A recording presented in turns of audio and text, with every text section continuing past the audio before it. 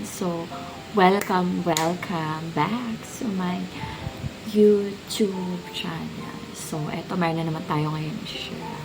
So, eto lang yung para dun sa mga taong masyadong nakikinig sa mga ibang tao, sa sasabihin ng ibang tao. Kasi, bakit ka makikinig dun sa taong hindi naman sa'yo nagpapalamon, hindi naman nagbabayad ng mga bills mo, I mean, as in zero talaga, wala namang ambag sa life mo. So, bakit kailangan mo silang pakinggan? Bakit kailangan mo sundin kung ano yung gusto niya?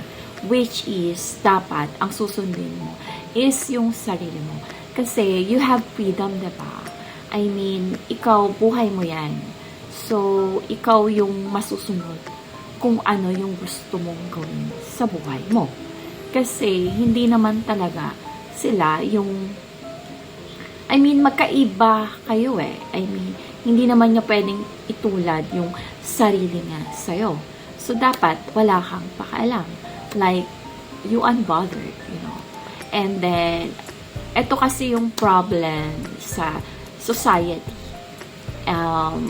Especially sa province siguro, kasi I live in province din.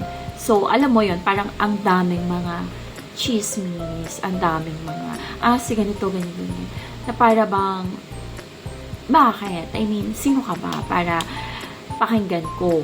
Diba? So, yun yung dapat natin din isipin. Hanggat wala silang naaambag sa life natin, financially, dapat wala kang pakialam. You know, dapat focus ka dun sa kung anong gusto mo sa life, gawin mo sa life. Hindi ba mas okay yung ganun? Diba? Na parang, ayun, happy ka in your life eh. Nagagawa mo kung anong gusto mo.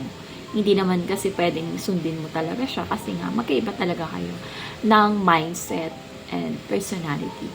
And, so, ayun, just, parang deadma lang, girls. And, huwag kayo masyadong affected sa mga sasabihin nila. Either, naiinggit lang sila, kaya sinasabi nila yun sa'yo, or ayaw ka nilang umangat. So, yung mga ganong bagay, o gusto ko lang niyang i-drain, kasi hindi ka niya bet. And then, wala na tayong magagawa doon. You know, you cannot please everyone.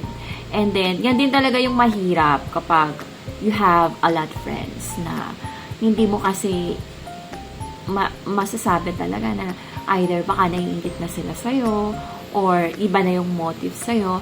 'Di ba? So, sometimes mas okay din talaga na magiging private in life. And small circle lang, pero they are ka-level mo. You know? So, ayun. So, mas maganda talaga is yung friends mo talaga is yung parehas kayo ng mindset. 'Di ba? Kasi, ayun nga, dyan nag-umpisa talaga yung friend na naiingit sa'yo.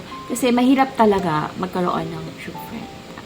And, so, ayun. So, just make sure lang, girls. And then, kahit sa mga boys din na, just do whatever you want to do in your life. What makes you happy. So, kung ano man yung gina-judge nila sa'yo, kasi magkaiba nga kayo. So, yun na lang isipin mo. And then, hindi rin talaga sila yung bumubuhay sa'yo. So, dapat, as in zero, pakialam ka talaga. Okay. So, and then, just, kaya nga may freedom tayo eh. Freedom to do whatever we want to do in our life. So, that's life. Diba? Life is short.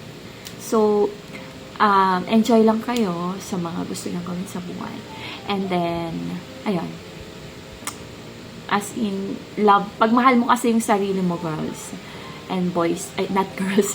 Girls lang. Tawag dito? Wala kang pakialam. Like, you're focusing on yourself. So, yun yung self-love. And, yun lang, girls. Just, lang yung sinasabi, love yourself. And, ayun, do what makes you happy. So, ayun lang, girls. So, thank you for watching. So, marami pa akong share sa inyo. So, ayun, manood lang kayo, ha. So, thank you, guys.